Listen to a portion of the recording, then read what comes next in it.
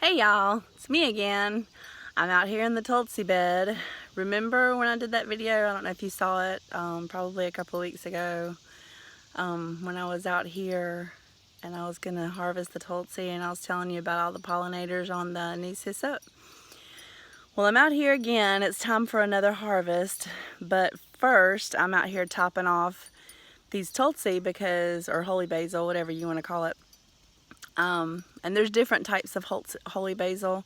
And I'll have to look up to see what kind this is because this really smells good and it's really prolific out here in my garden. I did not plant any of these from seed. They came up from the plants that I had here last year, or maybe even the year before that actually. I don't think that I've purchased actually a Tulsi plant or seeds in probably 3 years because they just are popping up everywhere. The anise hyssop has also spread in this bed, so I've got little anise hyssop plants in between the Tulsi, and it's just an overload to the nose. It smells really, really good. But the reason that we top off these Tulsis and take the little flower tops off is to help it, because it gets really leggy and lanky, and if you take the little seed tops, flowers off, it starts to bush out and you get a better harvest from it. So that's the reasoning behind doing this. So I'm going to show you a little bit about cutting the flowers off, which, you know, is pretty simple. I don't know how many of you grow Tulsi, or if you want to. This is just a little information for you, because I remember when I started growing it, I had no idea what I was doing. Still sometimes don't have any idea what I'm doing, but you know, we learn. So I'm going to flip the camera around and show you the pretty Tulsi. Hold on just a second, if I can do that. I don't think I can do that. Let me do it. Let me pause this and then I'll be right back. Okay, so here's the Tulsi. This is where I've already started.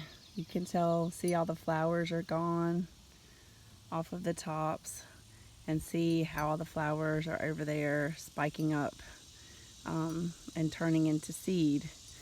Which, if you wanted to keep the seed, or if you just wanted to let it flower out and leave it for the bees, that's fine. If you don't want to harvest it, I'm using mine for teas and tinctures and things like that. So I want to get as much of a harvest out of this as I can. This will be my 4th harvest.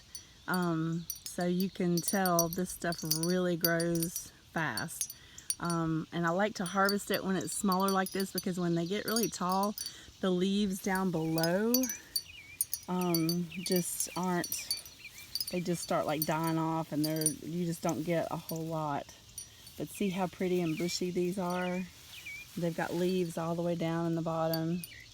So we can get, you know, right much harvest off of these, and leaves and tea, and make some nice medicine. But see, the anise hyssop over there is just buzzing away with bees. I took some close-up pictures so you guys could see the bees that are on there. There's a bunch of Japanese beetles on there too, but oh well, we won't hold that against them. And here's a baby one. I think this one might be a 1st year that popped up by itself. I didn't plant it here. I did grow some anise hyssop from seed, but I sold or gave away most of what I had.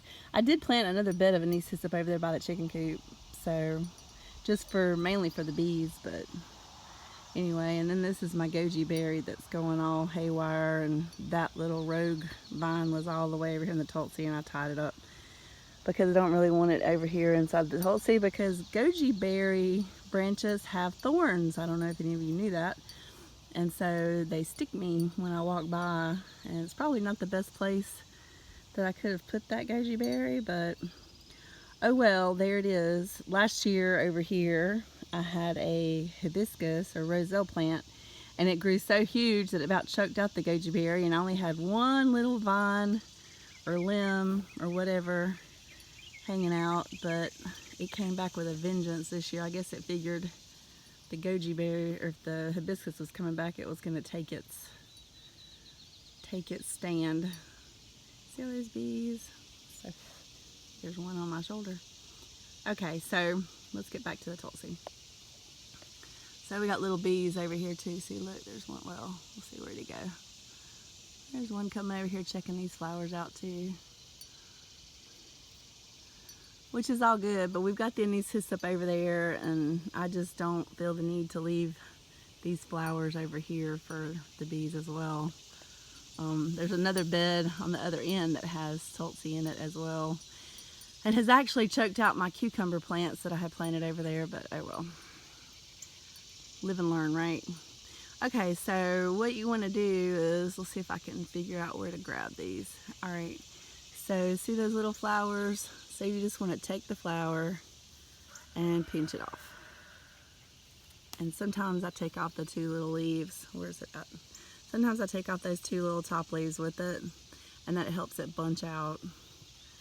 So see that? Just pinched it off. Just pinch them off, and sometimes I don't. So it just depends on how big the flower is and how close it is to the top. I'm sorry, little bee, go over there and play on the anise up.